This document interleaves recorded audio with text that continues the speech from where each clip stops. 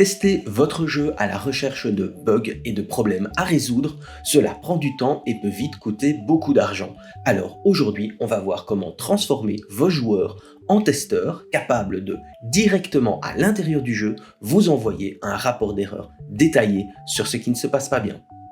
Bonjour à tous, c'est Arnaud. Je vous ai présenté il y a quelques mois un outil de gestion de projet assez atypique, Codex. Pour rappel, Codex est basé sur un jeu de cartes. Chaque tâche à accomplir sera représentée par une carte dans un deck que vous placerez dans votre main lorsque vous déciderez de vous y attaquer.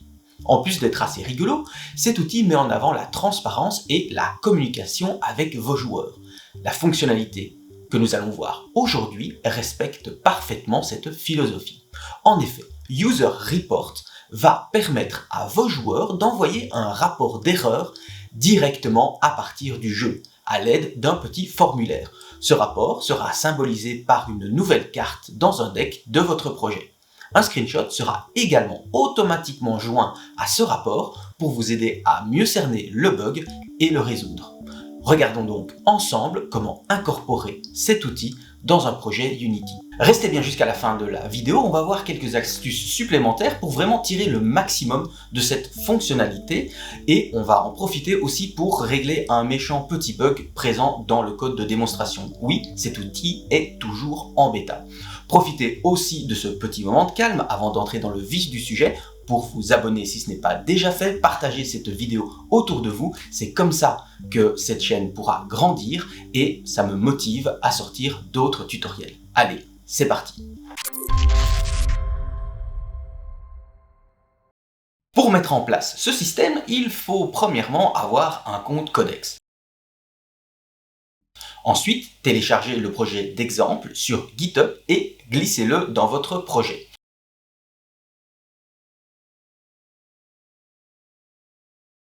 Ce dossier contient une scène démo, ouvrez-la.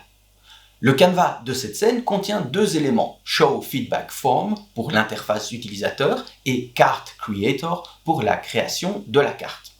Le script Codec Card Creator a besoin d'un token pour autoriser l'envoi d'un rapport de bug. Retournons sur Codec et créons un nouveau projet et ajoutons-lui un nouveau deck.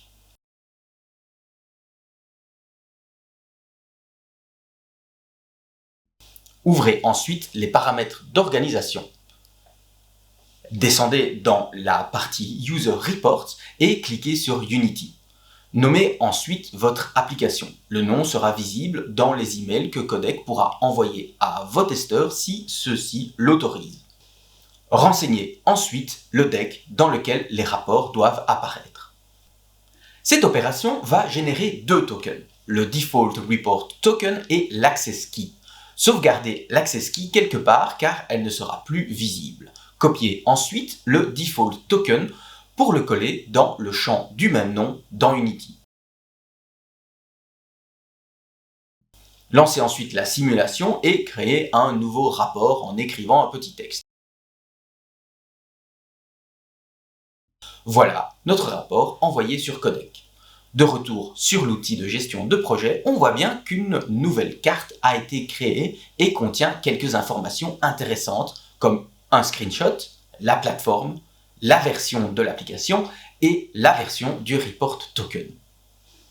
Avec cette scène d'exemple, vous avez toutes les bases pour implémenter ce système dans votre jeu et ainsi permettre à vos joueurs de s'impliquer encore plus dans son développement. Mais nous allons passer maintenant au niveau supérieur en abordant un aspect très pratique de ce système de reporting, à savoir l'utilisation de plusieurs report tokens. Ce token sera utilisé comme un tag, permettant ainsi de facilement trier et filtrer les rapports d'erreur. Regardons comment créer un nouveau report token.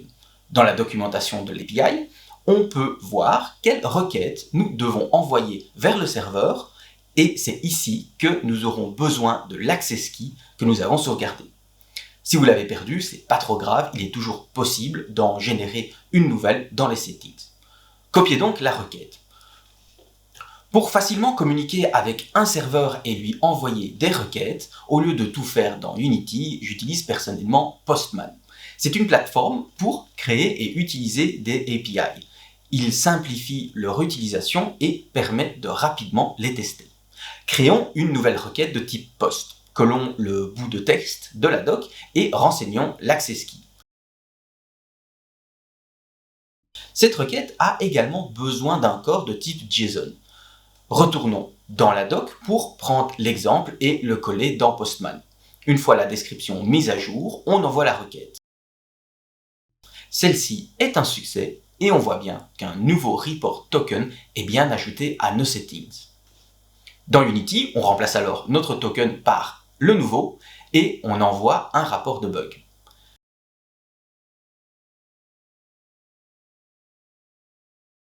Une nouvelle carte est alors ajoutée à notre deck et en cliquant sur le token, on peut afficher seulement les cartes contenant ce tag bien précis.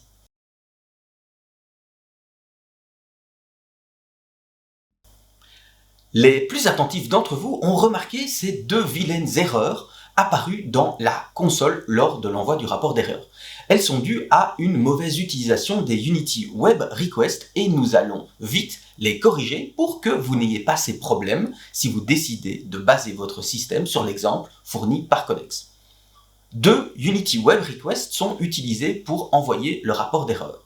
La première requête est créée, mais elle n'est pas supprimée après utilisation, ce qui va créer une fuite de mémoire. Cette classe implémentant l'interface iDisposable, il faut donc manuellement signaler que nous n'en avons plus besoin. Pour régler cela, il suffit d'utiliser la fonction dispose lorsque la requête n'est plus utile. Mais la meilleure manière d'utiliser une Unity Web Request ou même toute autre classe implémentant iDisposable, c'est au sein d'une instruction using. Prenons la deuxième requête qui s'occupe d'envoyer les fichiers joints comme le screenshot. En utilisant using, on s'assure que la requête sera bien nettoyée après utilisation. Comme ces bugs n'arrivent que de manière sporadique, générons automatiquement quelques dizaines de rapports pour vérifier que ces bugs n'arrivent plus.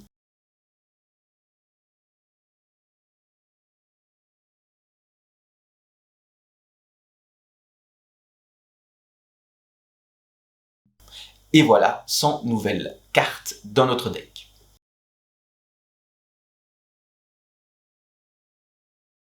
Merci beaucoup d'avoir regardé cette vidéo jusqu'au bout, j'espère qu'elle pourra s'avérer utile dans vos prochains développements.